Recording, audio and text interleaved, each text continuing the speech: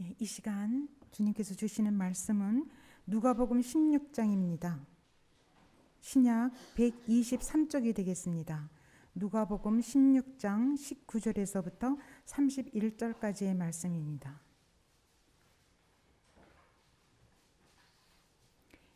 누가복음 16장 19절에서부터 31절까지 말씀 찾으신 줄 믿고 한 절씩 교독하시겠습니다. 제가 먼저 봉독하겠습니다. 한 부자가 있어 자색 옷과 고운 베옷을 입고 날마다 호화로에 연락하는데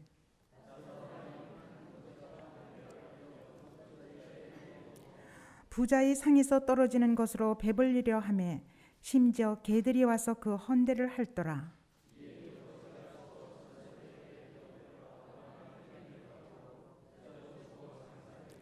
저가 음부에서 고통 중에 눈을 들어 멀리 아브라함과 그의 품에 있는 나사로를 보고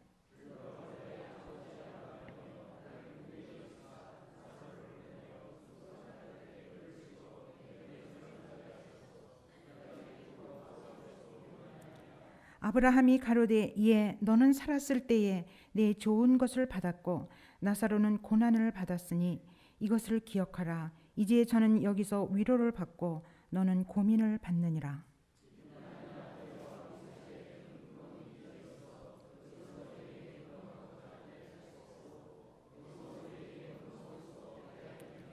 가로되 그러면 구하노니 아버지여 나사로를 내 아버지의 집에 보내소서.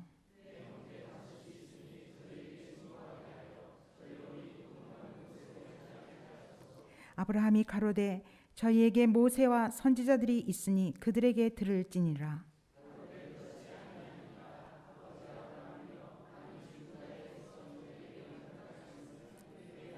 네, 같이 읽겠습니다. 가로되 모세와 선지자들에게 듣지 아니하면 비록 죽은 자 가운데서 살아난 자가 있을지라도 권함을 받지 아니하리라 하였다 하시니라. 아멘. 잠깐 기도하시겠습니다. 고마우신 하나님 아버지, 저희들 오늘도 거룩한 주일에 이렇게 오후 예배에 저희를 초청해 주시고 주께서 친히 이 예배를 받으시도록 우리의 모든 순서를 주장하여 주시오니 감사를 드립니다. 주님, 전하는 자와 듣는 자 모두에게 주 성령께서 함께하여 주시는 가운데 주여 꼭 당신께서 전하는 그 말씀을 전파하고 그리고 우리 삶 속에 많은 도전이 있을 수 있도록 우리 주님 역사하여 주시옵소서. 아버지, 부족한 것 이 시간 온전히 주님께 붙들림 받으어서 당신의 말씀만을 온전히 대언할 수 있도록 붙잡아 주시옵소서. 예수 그리스도의 이름으로 기도드립니다. 한 청년이 있었어요. 근데 한 청년이 큰 길가를 대로를 막 이렇게 지나가다가 저쪽에 사람들이 막 이렇게 모여 있는 거예요. 어떡하지? 그리고 이렇게 보니까 거기 이렇게 판을 놓고 좋은 시계를 막 어떤 중년 남자가 팔고 있는 거예요. 자기도 거기 들어와서 이렇게 보다가 확 싶어가지고 냅다 막 뛰는 거예요. 그러니까 어떻게 됐겠어요? 잡혔죠. 그래서 경찰서에 들어간 거예요. 그래서 그 경찰관이 하도 어이가 없어서 여보게 젊은이, 아니 그렇게 대낮에 그렇게 사람이 많은데 그래 그 시계 가지고 집어 들고 냅다 뛰면 어떻게 되는지 그거 몰라? 그랬더니 청년이 고개를 푹 숙이고 실은요 그 순간에는요 그 좋은 누런 시계 꼭 갖고 싶은 그 시계밖에 아무것도 보이는 게 없었어요. 그래서 냅다 집어가지고 뛴 거예요. 그러더래요. 그 순간 아무것도 보이지가 않고 시계만 보인다. 그래서 이렇게 엄청난 실수를 저질렀다는 얘기입니다. 그런데 여러분, 이 얘기를 들으시면서 어찌 그 젊은이 그 한 사람뿐이겠습니까? 오늘 이 너무너무 재물에 탐닉해서 재물 그 자체에 온통 빠져서 정말 생애를 마친 한 사람의 이야기가 오늘 여러분이 읽은 이 누가복음 16장 여기 말씀입니다. 이 본문을 여러분이 다 아실 걸로 저도 알고 여러분도 다 아시는데 오늘 이 본문은 이런 얘기 아닙니까? 이제 부자가 있었어요. 아주 잘 사는 부자인데 그 부자가 자색 옷을 입고 그리고 또 고운 베옷을 입고 그리고는 그냥 연락을 하는 거예요. 너무너무 잘 먹고 초청하고 파티 열고 이렇게 신나게 사는 아주 부자, 그 사람 이야기부터 시작되지 않습니까? 그런데 오늘 이 부자 이야기에서 그 자색 옷을 입었다고 나와요. 그럼 그 자색 옷은 옛날에는 임금님, 왕들이 입는 옷 아닙니까? 소위 그 나라의 지도급, 아주 그 고관급들이 입는 그런 옷을 자색 옷이라고 합니다. 그 자색 옷을 입고 또 고운 베옷을 입었다고 나오거든요. 그럼 그 고운 베옷은 속옷이 고운 베란 말이에요. 그러니까 아마로 된 그런 짠 건데 어쩌면 그 당시는 그 나라에는 아마가 없어서 수입해 왔을 거예요. 어쩌면 애굽 쪽에서 수입해 왔다 그러면 도대체 그 부자는 겉옷 속옷 다 외제로 휘감는 거죠. 예, 아주 그렇게 잘 살았습니다. 그런데 이 부자하고 너무 대조적으로 그 부잣집 대문 밖에는 한 거지 이름이 뭐로 나와 있느냐면 나사로로 나와 있어요. 그 나사로라는 그 거지는 너무 먹을 것이 없어서 부자의 그 상에서 떨어지는 부스러기를 먹고 그리고는 오갈 데가 없어서 그 부자 대문 곁에서 사는 거예요. 근데 그것도 또 모자랐는지 헌데를 개가 핥는다 그랬죠. 그러니까 막 피부병 하여튼 병이 걸려가지고 어떻게 응신도 못하는 그런 너무도 대조적인 그런 불쌍한 나사로 거지가 거기에 살고 있었습니다. 그렇다면 이 뭐라고 얘기를 하나? 이 부자가 그렇게 먹고 지내면서 전혀 이 거지한테 전혀 아무 관심이 없었다는 게 어디서 드러나냐면요. 부자의 상에서 떨어진 부스러기를 얻어먹고 살았다고 그러는데 그 부스러기는 실제로 이 부자가 준 게 아닙니다. 상에서 먹다가 그 이스라엘에는 어떻게 했냐면 빵 같은 거를 이렇게 먹고 이렇게 접시를 나중에 이 빵 조각으로 이렇게 닦아서 버려요. 그러니까 그런 것들이 전부 상에서 떨어지는 부스러기거든요. 그러면 그거를 그 집 하인이 쓰레기로 갖다 버리다가 가난한 거지가 대문 곁에 있으니까 그냥 던져주는 거예요. 그러니까 부자는 전혀 준 일이 없어요. 하인이 쓰레기차 버리는 것 중에서 골라서 줬단 말이에요. 그렇게 지내면서 그 개가 그 가려운 데를 훑어주는 거니까 도무지 이 거지에 대한 것에 대해서는 이 부자는 전혀 관심이 없었다는 사실을 어쩌면 이 누가복음 기자는 기가 막히게 절묘하게 표현을 했어요. 이 이상 어떻게 그 부자와 가난한 거지의 대비를 어떻게 더 표현을 하겠습니까? 먹는 것도 제대로 얻어먹지 못하는데 부스러기 그것도 쓰레기 중에서 일부를 얻어먹었다. 그런데 그것도 또 아픈 데를 헐트면서 먹었다.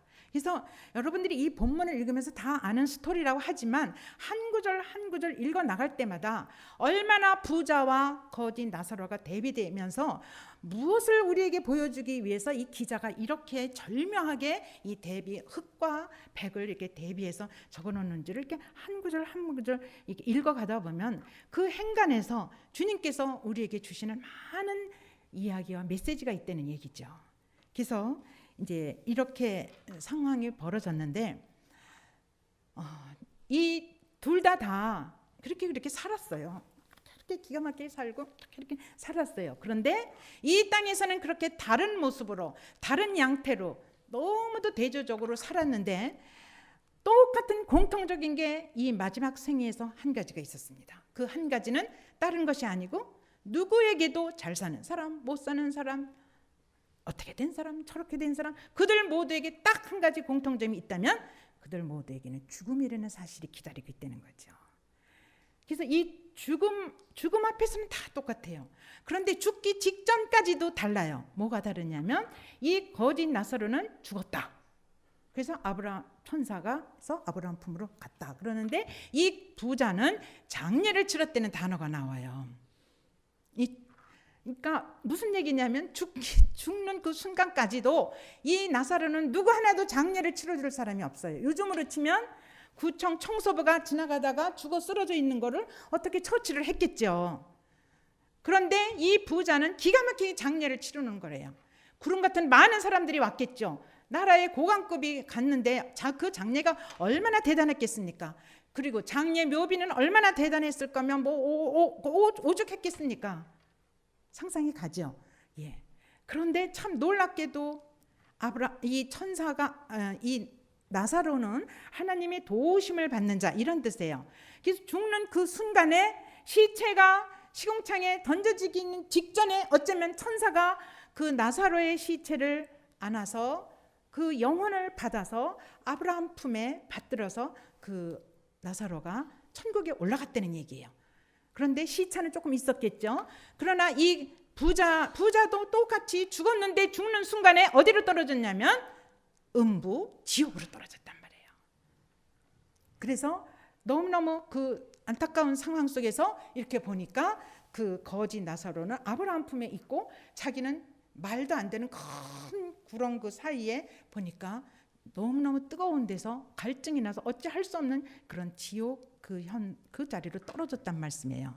그러니까 너무너무 대조적이죠. 그렇다면 이 천국과 지옥이 지금 너무 대조적으로 나와요. 그럼 여러분이 지금 이 이야기를 들으면서 천국과 지옥에 엄청난 차이가 있다는 것을 구별하시겠죠? 어떻게 차이가 나느냐 하면 분명히 우리가 죽은 다음에 지체 없이 우리는 천국과 지옥으로 쫙 갈라질 수밖에 없어요. 뭐 한 달 머물고 열흘 머물고 이게 아니고 천국과 지옥이 우리가 육신의 숨을 거두는 그 순간에 쫙 갈라진다는 사실이 여기 바로 드러나지 않습니까? 그래서 거짓 나사로는 아브라함 품으로 옮겨지고 부자는 지옥으로 떨어졌다는 게 바로 그 증명되죠. 또 하나, 이 천국과 지옥의 아주 특별한 대조적인 천국과 지옥은 어떤 특별한 의식이 있다는 얘기예요. 우리는 죽으면 다 끝나지 뭐 알게 뭐야 이게 아니에요. 천국과 지옥이 갈라지는 동시에 의식이 있단 말이에요. 그걸 어떻게 하냐면 아브라함은 주님의 품에 안겼고 이 부자는 지옥으로 떨어졌는데 이 부자가 지금 얘기를 하지 않습니까? 너무너무 뜨거워가지고 나한테 물 한 모금 이렇게 해서 좀 달라.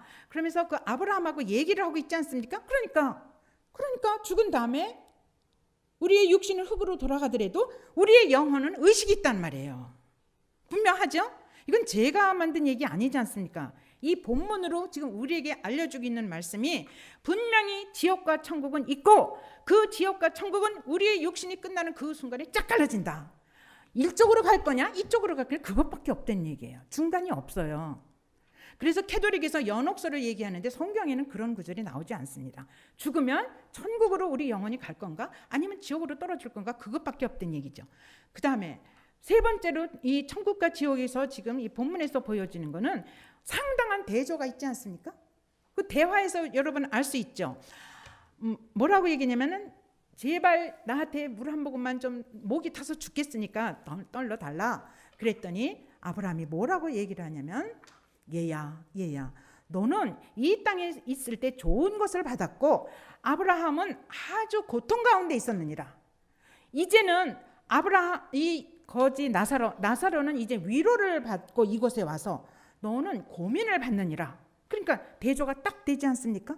그리고 그 다음에 아브라함이 나사로가 있는 그 천국은 뭐라고 하냐면 이제 위로를 받는다고 그랬는데 요한계시록 21장 4절에 보면 천국 모습이 나오지 않습니까? 거기는 고통도 없고 거기는 눈물도 없고 거기는 애통도 없고 거기는 질병도 없고 거기는 죽음도 없고 거기는 모든 상처가 다 회복되는 그런 데인데 바로 이 지옥은 여기서 어떻게 대조를 이루냐면 첫째 뜨거워요. 너무너무 뜨거워가지고 어찌 할 수가 없단 말이에요. 어쩔 줄을 모르는 이 뜨거움. 그것이 뭘로 드러나냐면 얼마나 목이 타면 하여튼 굉장히 과장법도 썼어요. 물 한 모금 뚝 떨어뜨린다고 뭐 목의 갈증이 해결되겠어요? 그 정도로 굉장히 목이 탄단 말이에요. 그러니까 뜨겁고 갈증이 나고 어찌 할 바를 모르는 그런 대비성이 여기 지금 그대로 나타나지 않습니까? 또 어떤 대비성이 나타나냐면 이 부자가 얘기를 하지 않습니까? 그러면 그렇게 물 한 방울이라도 나한테 안 준다면 한 가지 부탁했습니다. 뭐냐면 나는 이미 여기 와 있지만 내 형제가 5이 있습니다. 그 5한테 저 거짓 소리 이제 빼고 저 나사로를 시켜서 여기 오지 못하게 좀 알려주시오. 그렇게 부탁을 하니까 아브라함이 뭐라고 얘기를 하냐면 네가 이곳에 올 수도 없고 우리가 그곳에 갈 수도 없는 큰 구렁이 너와 우리 사이에는 딱 있을 뿐만 아니라 죽은 자를 보내서 그곳에 내어 보낸다 할지라도 저들에게는 아무 변화가 일어나지 않는다. 그랬더니 이 부자가 아니요 가서 그 사실을 제대로만 얘기를 하면 분명히 회개하고 이곳에 오지 않고 천국 갈 겁니다. 좀 얘기 좀 해주시오. 그랬더니 아브라함이 뭐라고 했냐면 모세와 선지자에게 다 들을 수 있도록끔 다 객관적으로 얘기를 해놨어도 저들이 그들에게도 듣지 않는 이상 죽은 자가 살아나서 천국과 지옥이 딱 있다 얘기를 해도 듣지 않는다는 얘기죠. 거기서 모세와 선지자라는 얘기는 모세는 성경을 말하고 선지자라는 거는 목사님들이 이렇게 설교를 해서 그 성경을 풀어주는 걸 얘기합니다. 지금 제가 말씀드린 대로 천국과 지옥은 너무너무 대비적인 게 아닙니까? 또 하나 아까도 말씀드렸지만 천국과 지옥의 특별한 차이점은 뭐냐면 왕래를 할 수가 없어요. 이 기막힌 얘기 아닙니까? 바라다 보는데 갈 수가 없고 올 수가 없어요. 차라리 보이지는 않으면은 근데 보여요. 보이는데 갈 수가 없어요. 왜 못 가냐면 천국과 지옥 사이에는 엄청난 큰 구렁이 있단 말이에요. 이렇게 간격이 있단 말이에요. 파인 그걸 구렁을 뭐라고 얘기를 하니까 간격이 있단 말이에요. 그래서 이쪽에서 저쪽으로 갈 수도 없고 저쪽에서 이쪽으로도 올 수가 없는 완전히 단절된 상태라는 거. 그게 천국과 지옥이라는 얘기입니다. 그러면 여러분이 지금 제 얘기를 다 이 말씀 속에서 스토리식으로 제가 전개를 해드렸는데 한 가지 여러분 의문 나는 게 있지 않습니까? 아니 이 부자가 도대체 살인을 했나 무슨 간음을 했나 도둑질을 했나 뭐 누구를 때렸나 뭐 구타를 아무 저것도 없는 소위 말하는 도덕적인 죄를 저지르지 않았는데 아니 왜 부자를 지옥으로 보냈지? 이건 좀 너무하잖아. 우리가 생각하는 지옥은 뭘 잘못했고 살인을 했고 못된 짓을 하고 너 지옥 가 그러는데 아니 잘 먹고 잘 입고 잘 살아서 좀 나사로 이렇게 외면했기로서니 아니 뭐 지옥까지 보내냐? 그리고 여러분 좀 의문 나지 않아요? 나죠? 이게 우리들에게 주는 지금 굉장한 도전의 말씀이에요. 우리는 그렇게 도덕적인 죄 그거를 굉장히 지옥 가는 하나의 조건으로 따지고 있는데 성경에서 이야기하는 소위 죄는 뭐냐 하면은 지금 이 부자가 굉장히 잘 먹고 잘 살고 잘 지내지 않았습니까? 파티 열고 막 그러면 가만히 이 본문을 봐봐요. 이 부자는 하나님이 들어갈 자리에 재물이 들어가 있었잖아요. 왜 그런지 아십니까? 이 재물로 자기 일을 굉장히 과시하고 자존심 드러내고 자기 명예 보여주고 이 모든 걸로 행세를 하는 거예요. 그래서 이 부자는 하나님이 들어갈 그 자리에 소위 물질, 재물이 그를 지배하고 있었던 거예요. 아무도 모르죠. 그러나 본인 속에 하나님은 아시죠. 하나님을 최우선으로 섬겨야 할 그 자리에 재물이 들어갔단 말이에요. 그래서 하나님의 뜻대로 써야 될 그 재물이 전혀 하나님과는 상관없이 자기 자신을 위해서 다 쓰여진 거 아닙니까? 그것이 어디서 드러나냐면 거지 나사로가 바로 대문 곁에까지 와 있어요. 그러면 얼마든지 그 재물을 가지고 나눠줄 기회가 있지 않습니까? 먹을 것도 나눠주고 입을 옷도 주고 치료할 약도 주고 멀리도 안 있어요. 바로 그 대문 바로 옆에 와 있단 말이에요. 너무너무 모든 것을 물질로 하나님의 뜻대로 쓸 만한 모든 여건을 이미 부자에게 마련해 줬어요. 그런데 이 부자는 그것을 외면했단 말이에요. 하나님의 뜻을 외면한 거. 하나님 뜻대로 살 수 있는 이 부자는 첫째 물질적인 여건을 주지 않았습니까? 그러면 이 물질을 가지고 얼마든지 하나님 뜻대로 사용하고 하나님 뜻을 이룰 수 있는데 여기 본문 봐봐요. 이 부자가 이 땅에 살 동안에 하나님의 뜻을 이루는 어느 한 구석이라도 보입니까? 그렇다면 이 부자가 하나님과 전혀 상관없는 삶을 살았단 말이에요. 이게 죄예요. 여러분, 죄의 결과가 지옥으로 가는 거지, 무엇인가 우리 도덕적인 잘못을 저질러서 죄로 떨어져서 그 죄의 현상이 지옥으로 나타난다, 이렇게 해석하시면 안 돼요. 성경에서는 가장 무서운 죄가 뭐냐면 하나님을 등진 거예요. 그래서 이 구약에서 쫙 보면 그 여로보암 1세, 여로보암 2세 굉장히 그때도 그 나라가 잘 살았어요, 이스라엘이. 그런데 하나님은 저들이 악하다고 그랬어요. 그래서 결국 북이스라엘은 남유다보다 150년 앞서서 망했어요. 왜 그런지 아십니까? 저들의 왕이 아무리 잘 살고 아무리 잘 지냈어도 하나님과 등진 거예요. 하나님 뜻대로 살질 않았어요. 문화가 발달하고 경제가 발달하고 대단했지만 하나님이 뭐라고 성경에서 말씀해? 저들은 악하다고 그랬어요. 악하다는 뜻은 하나님을 등졌다는 얘기. 이게 죄예요. 하나님이 제일로 싫어하는 게 뭔지 아십니까? 하나님의 본질, 하나님 자체를 하나님으로 하나님을 섬기지 않는 거예요. 여러분, 오늘도 마찬가지예요. 우리가 신앙생활을 이렇게 겉으로 이렇게 한다 하더라도 저 깊숙이 우리 중심 속에 정말 하나님을 최우선으로 섬기느냐, 아니면은 눈에는 보이지 않지만 이 만만 돈이라는 것이 우리를 계속 지배하고, 어찌 생각하면 내가 그 돈에 움직여서 내 삶의 모든 바로미터가 가고 있느냐, 그건 본인이 아실 거예요. 그것이 죄란 말이에요. 이게 무슨 얘기냐면, 천지를 지으시고 모든 것이 하나님으로부터 시작됐고, 우리는 청지기에 불과하고 우리는 피조물에 불과하고 전능하신 창조주 그 하나님을 인정해드리고 알아드리는 그것이 신앙이고, 그것이 바른 신앙인의 자세인데, 지금 이 부자는 그게 전혀 되어 있지 않다는 얘기예요. 사실은 이게 지금 비유예요. 왜 지금 이 누가가 이런 비유를 여기서 쓰냐면은, 누가는 예수의 마음, 바리새인, 서기관, 사두개인 이런 사람들 사실 그 당시에 사회적인 지도급 아닙니까? 부자 아닙니까?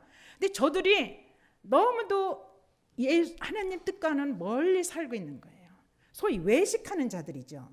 그래서 저들의 심령 속에는 뭐니 해도 예수, 영원, 영생, 그건 나중 얘기야. 돈, 명예, 권력, 이것이 저들의 최우선이기 때문에 예수님이 그 중심을 알고 누가라는 저자를 통해서 예수가 진정 바라는 하나님의 뜻이 뭐고 하나님의 나라가 무엇인가를 이렇게 비유로 들어서 지금 거기는 무사람들 많은 제자와 거기 참여한 모든 이들에게 들려주는 메시지가 이 비유예요. 그렇다면 그 당시에 바리새인이나 서기관이나 사두개인들만 그렇게 물질에 탐닉하고 그것이 자기들의 전 생애의 전부냐? 오늘 우리에게 묻지 않으십니까? 우리 말은 안 해도 점점 이 물질로 치달르고 있는 이 세계 속에서 우리는 얼마나 많은 유혹을 받고 얼마나 그쪽으로 가고 싶어 하느냐고요. 그래서 이것이 엄청난 죄라는 거예요. 그래서 그는 하나님의 뜻대로 하나님의 나라를 위해서 하나님의 물질을 청지기로서의 삶을 살지 않았다는 것이 결정적인 죄라는 거예요. 이제 아시겠죠? 죄가 우리 삶 속에서 어떤 모습으로 우리에게 찾아오고 있고 우리는 그것을 어떻게 대처해야 되는지, 참으로 우리는 자꾸 이렇게 아까도 말씀드린 윤리적인 도덕적인 죄에 더 관심이 가 있어서 그것 정도 안 하면 그래도 좀 괜찮겠지, 좀 받아주시겠지. 근데요, 신앙생활을 오래 하면 오래 할수록 사실은 이 부분에 우리가 더 예민해야 될 것 같아요. 왜 그런지 아십니까? 산상수훈에서도 예수님께서 마태복음에서 제일 앞부분에 마태복음 5장 3절에 심령이 가난한 자가 천국이 저희 것입니다, 그랬지 않습니까? 그런데 누가복음에서는 누가복음 6장 20절에 보면 아예 심령을 뺐어요. 가난한 자는 하나님의 나라가 저희 것입니다, 이렇게 얘기를 했어요. 그러니까 이 가난, 신약에 여러분 쭉 보세요. 예수께서 교훈으로 주시는 말씀, 비유로 주시는 말씀 상당 부분, 아니 3분의 2 정도가 무엇에 대해서 관심을 가지고 말씀하신지 아십니까? 물질이에요, 물질. 우리 인간이 하나님을 섬기는 것과 물질을 섬기는 것이 그 정도로 대등해 있다니까요. 우리가 아무리 아니라고 부정을 하더라도 우리의 심령을 누구보다도 꿰뚫는 예수님께서는 예수를 섬길 거냐 물질을 섬길 거냐, 그래서 그 두 개를 가지고 우리 심령을 너무도 꿰뚫기 때문에 물질이 얼마나 하나님을 섬기는데 대치물로 이렇게 존재하고 있는지 그것을 지금 쭉 지금 비유를 통해서 교훈을 통해서 알려주고 계신 말씀 중에 바로 지옥과 천국도 그런 부분입니다. 그래서 왜 부자가 이제 천국을 못 가고 지옥으로 떨어졌는지 좀 아시겠죠? 그렇죠? 예. 저기 이런 얘기가 있습니다. 뭐냐면 어떤 우리에게 굉장히 이게 도준이 그러면서 아까 왜 그 지옥이 갈라질 때 굉장히 뜨겁다고 그랬죠. 뜨거워가지고 그러니까 뜨겁다는 거를 우리는 이제 어떤 상징이라고 가정할 때는 견딜 수가 없다는 뜻이에요. 그러니까 너무 어찌할 바를 모른다는 얘기예요. 그리고 참으로 이 무서운 경고는 뭐냐면 이게 끝이 없다는 얘기예요. 얼마 동안 이렇게 뜨겁고 견딜 수 없어 쩌쩌쩌쩌맨는데 끝이 있다면은 좀 참을 수 있지 않습니까? 그런데 우리를 너무도 우리한테 도전적으로 오는 거는 끝이 없다는 얘기예요. 죽은 이후에 영원한 지옥의 그 현상이 끝이 없다는 얘기예요. 죽지도 않아요. 그리고 끝이 없다는 얘기. 근데 요즘에는 사실은 이런 설교를 참 많이 안 하거든요. 옛날에는 많이 그 김익도 목사님 예수 천당 불신지옥 이러면서 막 천국 지옥을 막 이렇게 확실하게 얘기를 했는데 요즘엔 그런 설교를 무식하다 그러고 좀 교양 있게 설교를 하는데 그 가장 핵심은 이 땅에서 사는 게 문제가 아니고 이 땅에서의 삶이 끝난 다음이 문제라는 얘기죠. 그래서 한 군목이 이런 얘기가 있습니다. 한 군목이 이제 군인들이 전부 이제 싸움을 싸우는데 어느 고지를 점령해야 되니까 이제 내보내요. 근데 내보내기 전에 예배를 드려요. 그런데 이제 죽을지도 모르지 않습니까? 그래서 설교를 하는데 딴 얘기 안 하고 너희들 죽어도 좋다. 할 수 없다. 그러나 예수 믿고 죽으면 구원받고 천국에 갈 수 있다. 영생을 얻을 수 있다. 이렇게 설교를 했어요. 그랬더니 그 얘기를 듣고 있던 중이가 듣다가 목사님 참으로 실감나는 얘기를 하는데 그러면은 지옥에 가면 모두 다 불고기가 되겠네요. 뜨거워가지고. 그랬더니 빈중거리는 얘기였죠. 그랬더니 이 젊은 목사가 그 중이한테 뭐라고 얘기하냐면 그 궁금하십니까? 걱정할 거 없어요. 저기 중이님이 가실 거예요. 가시면 실감나게 체험할 텐데 뭘 그걸 저한테 묻습니까? 그런 얘기가 있습니다. 어쨌건 천국과 지옥에서 우리가 이게 특이하게 틀린 거는 뭔가 하면 견딜 수가 없다는 얘기예요. 그런데 참으로 놀랍게도 천국은 우리에게 위로가 있다는 얘기예요. 그리고 그 위로는 아브라함 품속에서 하나님이 영원토록 우리를 이렇게 함께 하시고 지키신다는 그런 얘기가 굉장히 우리에게 이게 도전으로 다가옵니다. 그러면 아까도 제가 말씀드렸지만 이 부자와 거지 나사로가 살아 있을 때 저들을 딱 가로막고 있었던 하나의 그 경계선이 있었습니다. 본문에 그 단어가 나오거든요. 그게 뭐예요? 옳지. 그게 대문이에요. 그렇죠? 멀리도 아니잖아요. 부자와 거지 나사로가 딱 구별되게 있는 자리는 어디냐면 대문 하나 사이 아닙니까? 그래요. 그런데 제가 여러분에게 묻겠습니다. 그러면 이 대문이라는 소위 문지방을 넘어서 주님의 뜻을 이룰 수 있는 것은 부자가 문지방을 넘어서 대문을 열고 거지 쪽으로 오는 겁니까? 아니면 거지가 이 부자 쪽으로 가는 겁니까? 부자가 거지 쪽으로 오는 거죠. 부자가 문지방 하나만 넘으면 대문 하나만 열면 거지 쪽으로 올 수 있는 거예요. 그런데 이 부자는 그 사실을 외면했다는 얘기죠. 할 수 있지 않습니까? 재물이 있죠. 그리고 기회를 주셨지 않습니까? 그런데 재물도 기회도 재물을 활용한 기회도 이 부자에게는 다 소용이 없었던 거예요. 그 거짓 나사로에 대한 전혀 관심이 없었던 얘기예요. 그런데 이 땅에서 넘어야 되는데 넘지 못한 그 문지방이 그걸로 끝납니까? 죽은 이후에 역전이 돼가지고 나사로가 있는 그 기가 막힌 아브라함 품의 천국과 이 부자가 있는 지옥 사이에는 무엇이 놓여있냐면 큰 구렁이 놓여 있다고 그랬어요. 이 땅에서의 대문이 죽은 이후에는 커다랗게 넘을 수 없는 구렁으로 변한다는 얘기예요. 다시는 해결할 수도 없고 넘어갈 수도 없고 넘어올 수도 없는 구렁이 기다리고 있다는 얘기입니다. 하나님이 이것을 우리에게 무섭게 경고를 하고 있는 거예요. 그러니까 그분이 우리에게 주신 모든 물질도 이 땅에서 활용하고 이 땅에서 쓰는 제한적인 거지 죽은 이후에는 아무짝에 소용이 없다니까요. 나폴레옹이 죽은 다음에 그 관을 어떻게 했는지 아십니까? 나폴레옹 관에 양쪽에다 구멍을 내요. 그래가지고 나폴레옹 팔을 양쪽 팔을 이렇게 다 내놓게 했어요. 그러니까 나폴레옹이 이 땅에서 그렇게 기가 막힌 권세와 명예와 모든 걸 다 누렸지만 그는 결국 아무것도 못 갖고 빈손 가지고 죽음으로 가는 거예요. 바로 구렁이라는 얘기고 데몬이라는 얘기는 데몬은 열기만 하면 돼요. 우리가 조금만 관심을 갖고 조금만 우리가 신경을 쓰고 마음을 먹으면 얼마든지 그 대문을 열 수가 있고 그 문턱을 넘을 수가 있다는 얘기를 얼마나 지금 상징적으로 요즘 여기에서 보여주고 있지 않습니까? 그렇죠. 예. 그래서 이런 얘기가 있습니다. 이거는 하나의 그러니까 어떤 시의 내용인데 짤막하게 제가 말씀을 줄여보면 배가 파손을 당했어요. 그래서 어떻게 해가지고 6명이 살아났는데 그 6명이 공통적으로 뭐냐면 다 지팡이들을 하나 갖고 있었어요. 근데 배가 파손을 돼가지고 이제 추워서 어떻게 할지 모르다 이렇게 모닥불을 펴놨어요. 그래서 모닥불에 이렇게 다 6명이 둘러앉아 있지 않았습니까? 그랬더니 이제 지팡이들은 어떻게든 하나씩 갖고 있고 그다음 이렇게 추우니까 밤을 새야 되니까 근데 모닥불이 점점 꺼져가는 거예요.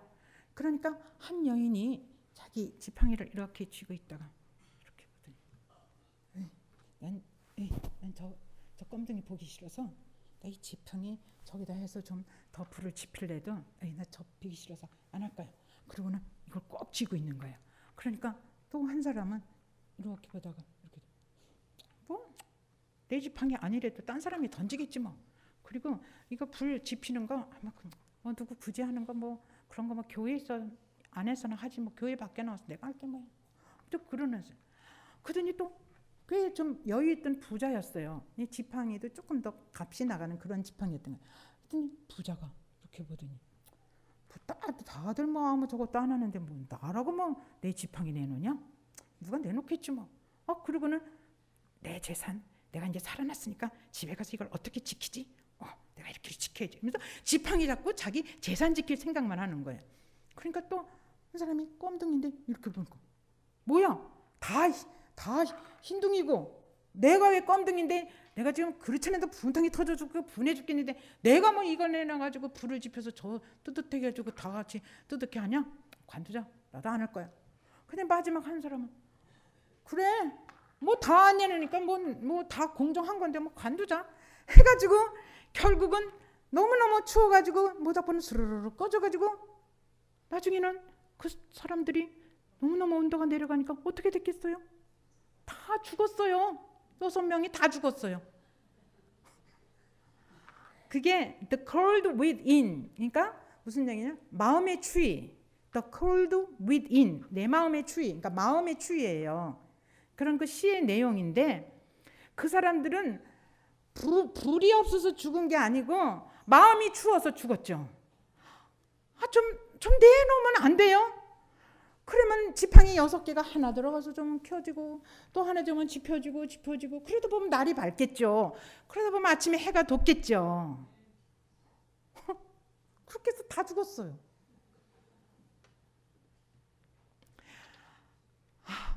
결국 이 부자가 그 재물을 못 내놓고 결국은 그렇게 지옥에 떨어질 수밖에 없었던 것은 부자의 마음이 추웠던 거 아니에요?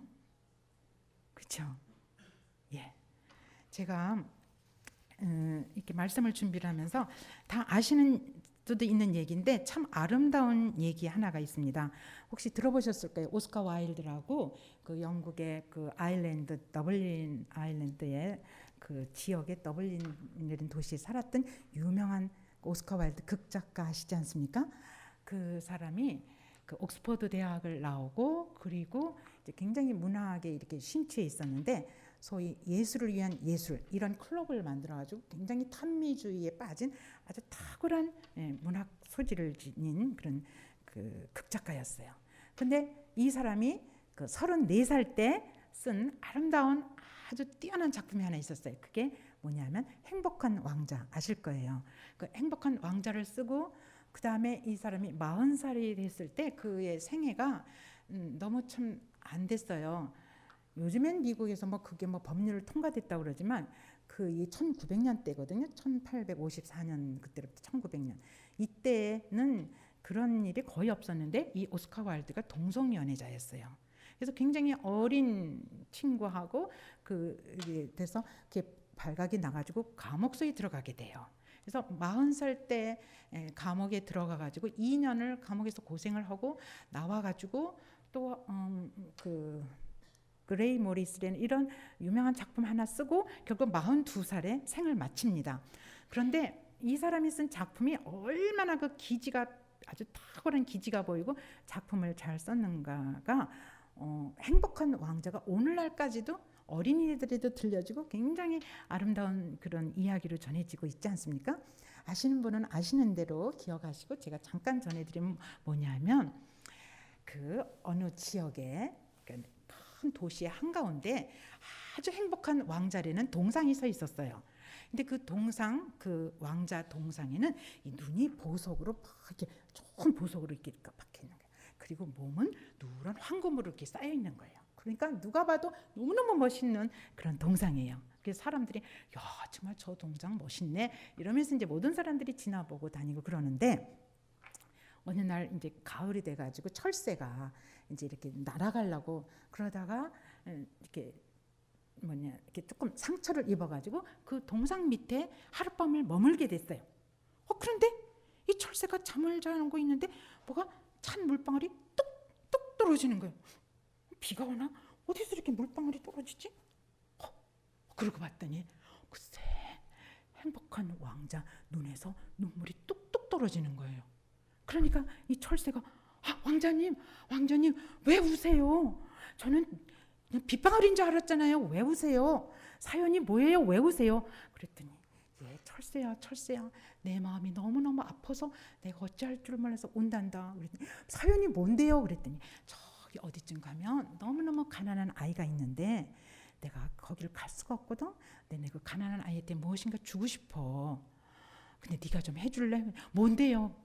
말이야 이 내 눈을 좀 빼다가 그 가난한 아이한테 좀 주지 않겠니? 그랬더니 그게 정말 소원이세요? 맞아 내 눈이 빼지더라도 내가 그렇게 했으면 좋겠어. 알았어요. 그러더니 철새가 부리를 똑똑 쪼아가지고 왕자 눈을 쏙 뺀 거예요. 그래가지고 그걸 막 여기다가 넣어가지고서 막 가서 가난한 애한테 줬어요. 그리고 이제 돌아와가지고 이렇게 줬다고 사연을 얘기를 했어요. 그랬더니 고맙다. 그러더니 그 다음날도 또 물이 똑똑 떨어지는 거였어. 왜 또 오세요 왕자님? 그랬더니 이번에는 저쪽에만 가난한 사람들이 꽤 있는데 보다시피 내 이 황금 덩어리 이거 뭐하냐? 네가 좀 벗겨다가 이걸 좀 그 사람들한테 주지 않겠니? 그랬더니 정 그게 소원이시면 제가 이걸 뜯어다가 갖다 주죠 뭐. 그래서 뚝뚝 갖다가 주고 또 뚝뚝 갖다 주고 그래서 갔다 와가지고는 또 막 얘기를 하는 거예요. 왕자님 내가 가서 이 금덩어리를 주니까요 너무너무 좋아하고요 막 입이 한 방마냥 벌어지고요 어디서 났냐 그러고 막 기뻐하는 게 말도 못해요. 그러냐 고맙다. 그러면서 밤마다 뛰어다 주고는 그 철새한테 얘기를 듣는 게 이 행복한 왕자의 아주 기쁨이었어요. 그러다 보니까 뚝 뛰었죠. 그러니까 막 어떻게 돼요? 점점 속에 그 철이 나오고 금덩어리는 전부 없어진 거예요. 그러니까 아주 미워졌어요. 눈도 빠졌죠. 몸뚱아리도 다 찢겼죠. 그랬더니 거기 시장이 이렇게 보고 저거 동상을 한가운데 길 한가운데 세워놨는데 저렇게 흉물덩어리가 됐네. 저건 이제 저기 둘 필요가 없잖아. 그래가지고 글쎄 그 동상을 확 쳐버려서 막 뽀개가지고 그냥 부셔버려서 어디 갖다 버린 거예요. 그러니까 철새는 이제 머무를 데가 없지 않습니까? 그래서 어느 구퉁에서 추워서 그러다가 그만 철새도 얼어 죽었어요. 그랬는데 그 행복한 왕자의 영혼과 그 철새의 영혼이 같이 하늘나라로 쫙 올라가서 천사가 받아줬대요. 그게 끝이에요. 그래서 정말 무슨 긴 말이 필요하겠습니까? 우리가 참으로 하나님의 삶을 하나님의 뜻대로 이 땅에 산다는 게 그 자리가 어떠하든지 내 여건이 어떠하든지 내게 주신 그 무엇 그것을 가지고 진정 나누면서 살 때 여러분 모두는 다 천국에 가실 줄 믿습니다. 예, 기도하겠습니다.